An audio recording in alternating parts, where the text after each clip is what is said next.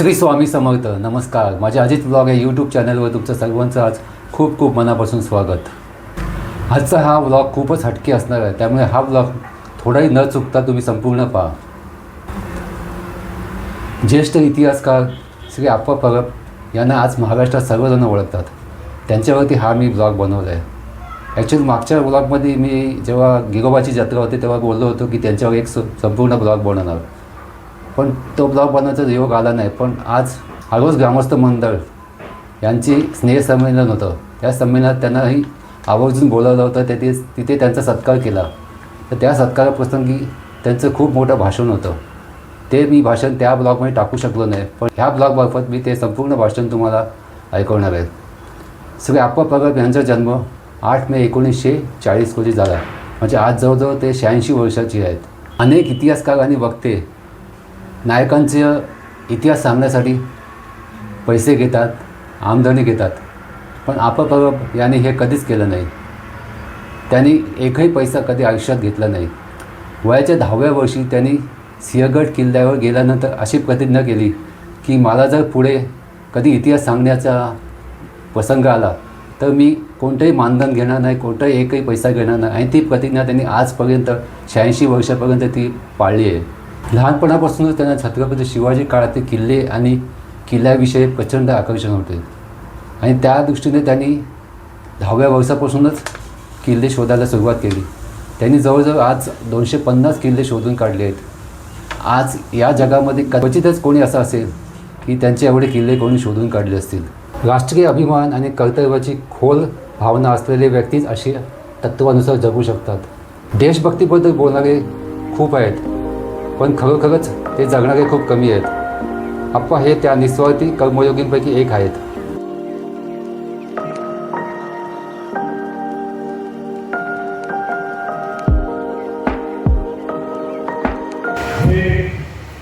सर्व साक्षी परमेश्वरा, सह्याद्रीच्या राजा,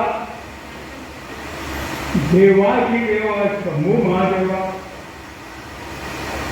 महाराष्ट्र कुलस्वामिनी आई तुळजा भवानी,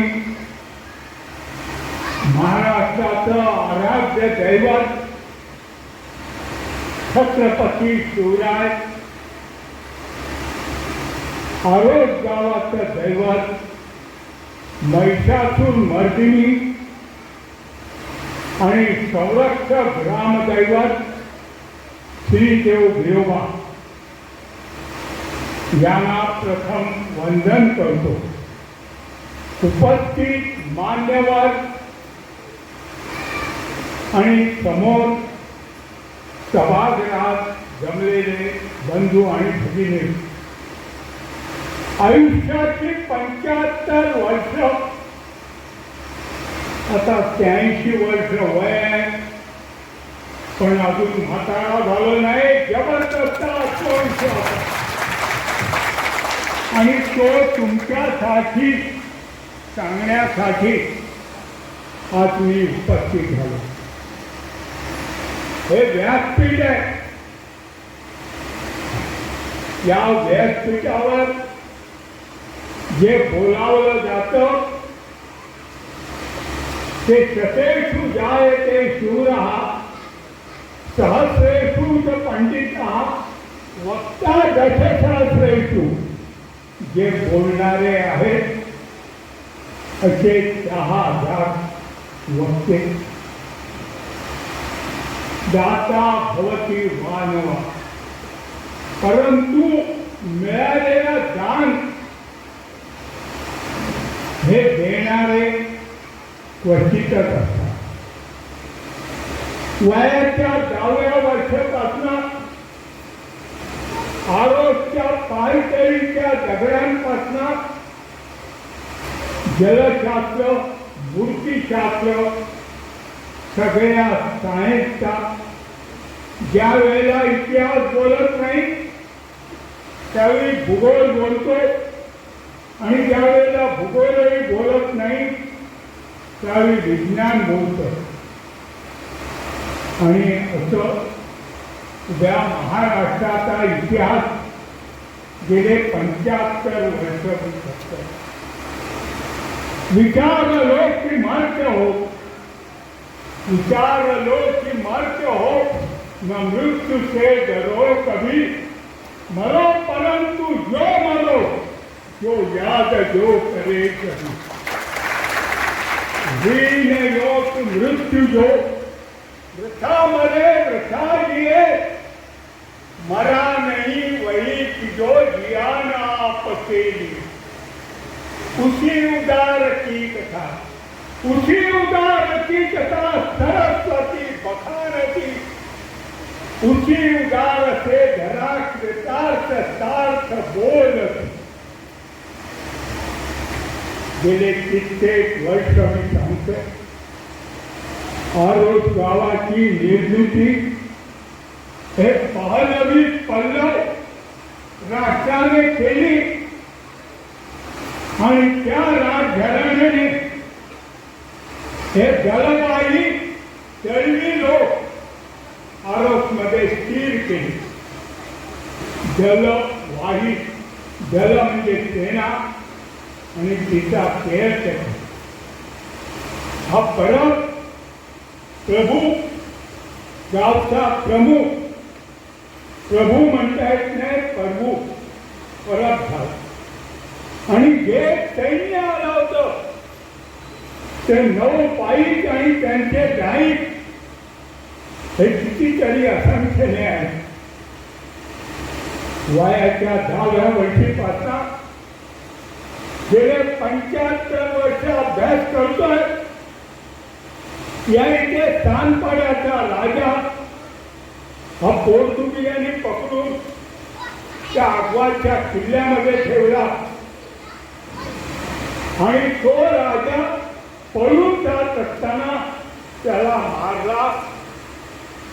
त्या राजाचे जे लोक होते ते पटेकर हे खूप काही गोळा केलाय. तिथे प्रत्येक बसलेल्या घराण्याचा, प्रत्येक वंशजाचा, प्रत्येक बंदराचा, प्रत्येक किल्ल्याचा माझा सूक्ष्म अभ्यास आहे. परंतु मला असं व्यासपीठ कधी मिळालं नाही. जे काही माझं प्रतिभा फुलली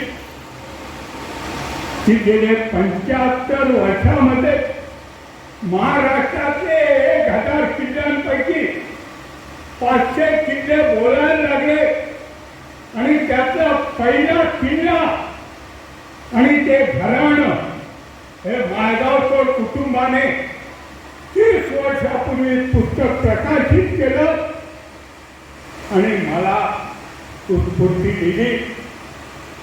म्हणून जवळजवळ महाराष्ट्रातल्या 1000 किल्ल्यांचा इतिहास माझ्याकडे लिहिलेला आहे. शालेय जीवनातला जो इतिहास आहे तो स्टोरी सब्जेक्ट. बाह्य जीवनात जे काही चाललेलं आहे ते राजकारण, पण कसं जगावं हे छत्रपती शिवाजी राजांनी शिकवलं. कसं मरावं हे छत्रपती संभाजी राजांनी शिकवलंय. कसं लढावं हे ताराबाई महाराजांनी शिकवलंय.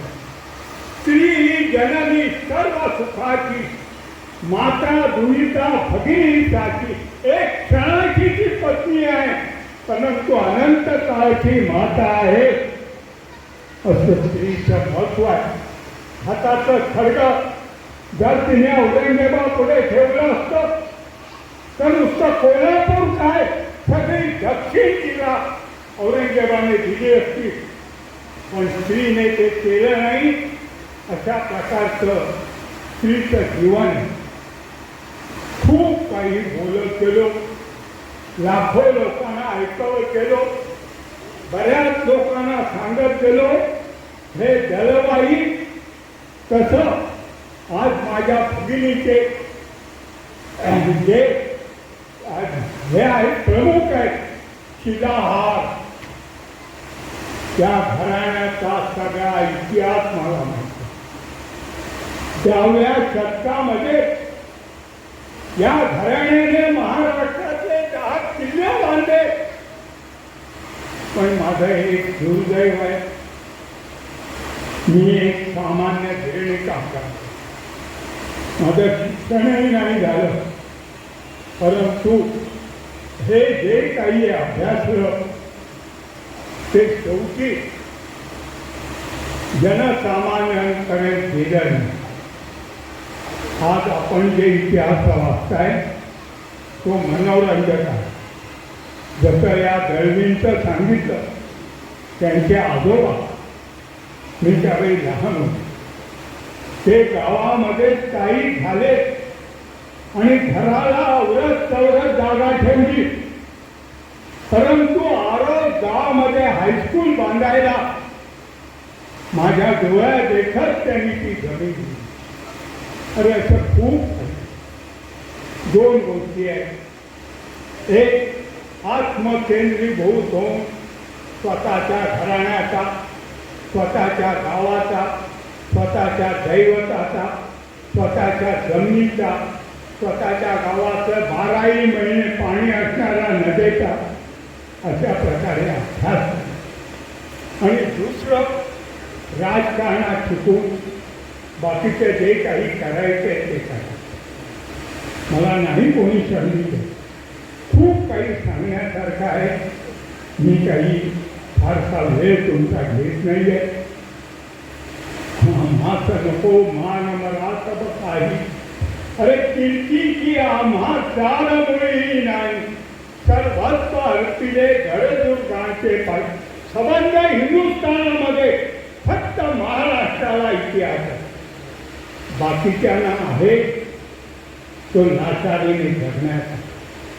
माझ्या भाग्याने या आरोग्य गावातल्या, ते कुबल असो, ते मुळीक असो, ते येदार असो, ते दळवी असो, ते नाईक असो, प्रत्येक घराण्याला इतिहास आहे.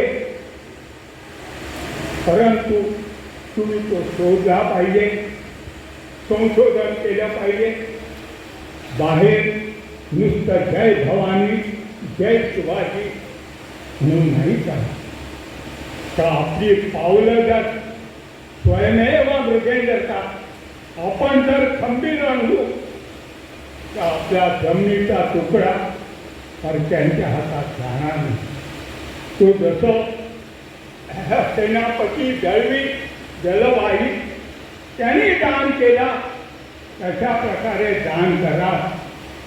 परंतु दिवसेंदिवस माणूस स्वार्थी होत आहे. हे आरोग्य त्यांना का नाव पडलं, अशा प्रकारचं खूप काही माहिती आहे. मी इथे जो उभा राहिलोय तो तुम्हाला उद्युक्त करण्यासाठी, तुमच्या मुलांना घडवण्यासाठी. या महाराष्ट्रामध्ये सिंधुदुर्ग बांधताना महाराज म्हणाले, 84 बंदरीचा जागा नाही. आज दुर्दैवी महाराष्ट्राला गेले कित्येक वर्ष सांगतोय, परंतु ती 84 बंदर कोणी सोडली. महाराज म्हणाले, 18 टोपीकरांच्या उरावर श्रीलंका अजिंक्य जागा निर्माण केला. महाराष्ट्राने ते ऑल डिफरंट काही क्रॅफ्ट वापरणारे जे आमच्या या गावाच्या आसपास आहेत, असे ते परदेशी लोक व्यापार करणारे शोधले नाही.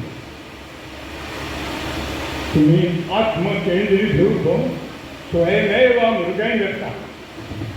बाकीचे लोक जे जगतायत ते जगू दे. परंतु आरोस भावाने, आरोस एवढा सूक्ष्म इतिहास. तिथे 5 पांडवांची तळी आहे.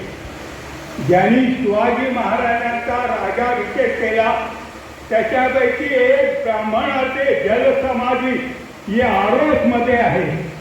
असं प्रत्येक, जसं ते पटेकर, पटेकरचा अर्थ पट्ट करोती इथी पटेकरा, पट्ट करोती इथी पाटीला. पट्ट म्हणजे सेंट्रल गव्हर्नमेंट. त्याचा जो लेखनिक असतो तो गावामध्ये खातो. तो जो राजा असतो तो पटेकर, पण कोणी बघत नाही. इसवी सणाच्या पूर्वी किंवा इसवी सणानंतर जेव्हा इतिहास बोलत नाही त्यावेळी भूगोल बोलतो, आणि भूगोलही बोलत नाही त्यावेळेला विज्ञान बोलतो. मी गेले 75 वर्ष संशोधन करत असताना बंगालमधून हिमुतवान नावाचा एक मुलगा हा लोणावळ्याजवळ तिथे आला, आणि त्याने बघितलं का त्या दगडाजवळ हाडांचा ढीग आहे. यॉ टू थिंक, फक्त एवढा ऐका, हाडांचा ढीग आहे. त्याला आश्चर्य वाटलं. तो कोकणात उतरला. कोकणात त्यावेळेला नाग संस्कृती होती आणि घाटमाथ्यावर गरुड संस्कृती होती. त्याने कोकणाच्या माणसाला विचारलं का वरती हाडांचा ढीग आहे तो कोणाचा? तर त्यांनी सांगितलं वरती गरुड नावाचे लोक राहतात, ते आम्हाला वर्षातनं एकदा नागबळी नागाला खातात. तर तो म्हणाला कधी आहे? तो म्हणाला 8 दिवसांनी आहे. आणि तो तिथे राहिला हिमुतवाहन. तुम्ही नीट लक्षात घ्या मी काय सांगतोय ते. मला माहीत नाही परत तुमची माझी गाठ कधी पडेल. तर त्याने 10व्या दिवशी त्यांचं जी चाल होती बळीची ती घेतली आणि त्या दगडावर जाऊन ओढवा राहिला. तो गरुड राजा आला, त्याने त्याच्या पार्श्वभागात भाला मारला. तो ओरडला नाही, रडला नाही. गरुड राजाला संशय आला. त्याने चाल बाजूला काढली आणि बघतोय तर पांढऱ्या कातडीचा, म्हणजे काळा नाही, नागवंश कोकणातला नाही, पांढऱ्या कातडीचा माणूस आहे. त्याने विचारलं तू कोण आहे? तो म्हणाला तुम्हाला काय करायचं आहे? आज तुमचा बळीचा दिवस आहे, बळी घ्या.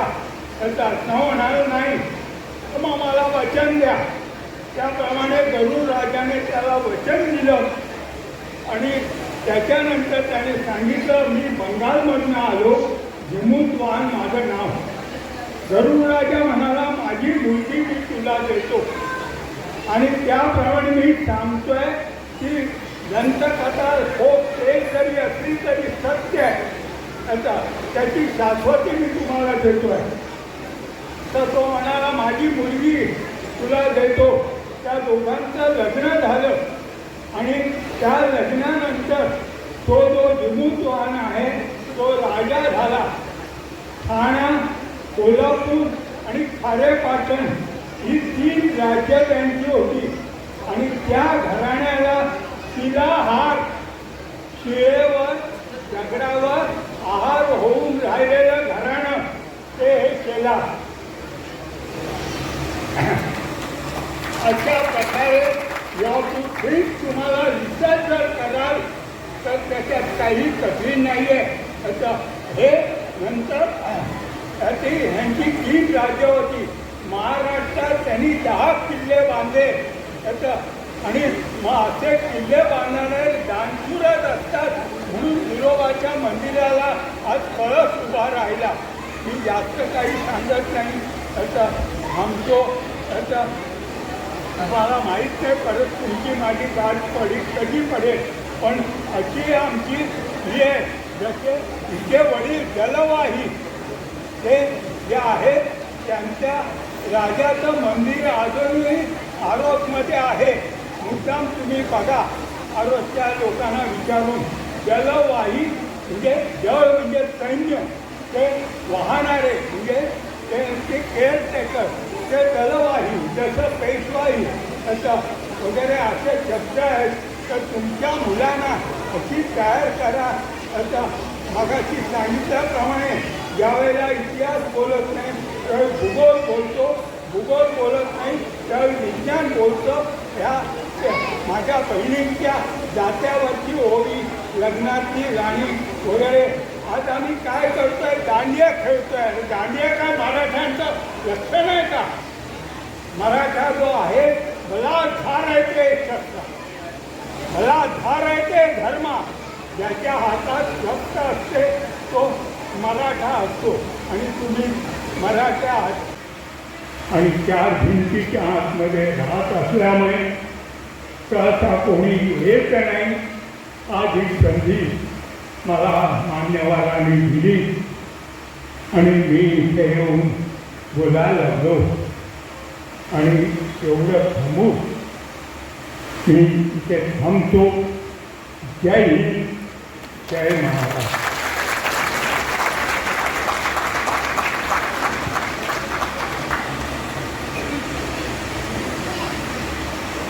आपल्या सर्वांचे लाडके थोर इतिहासकार ज्येष्ठ श्री आप्पा परब यांचं संपूर्ण मनातील विचार मी तुम्हाला आज माझ्या या यूट्यूब व्हिडिओच्या माध्यमातून ऐकवलं. अशी महान व्यक्ती ज्यांना गड, किल्ले आणि छत्रपती शिवाजी महाराज यांच्यावर असीम प्रेम आहे, त्यांच्यावर खूप भक्ती आहे, अशा या महान व्यक्तीला मला असं वाटतं मनापासून की त्यांना एखादा तरी राष्ट्रीय पुरस्कार मिळावा. जे कोण माझा हा यूट्यूब पाहत असेल त्याने हा संदेश थोर नेत्यांना पाठवावा आणि आपल्या या महान आणि जबरदस्त व्यक्तिमत्व असलेल्या 86 वर्षाचे श्री आप्पा परब यांना एखादा तरी पुरस्कार मिळावा हे प्रयत्न करावा. श्री स्वामी समर्थ.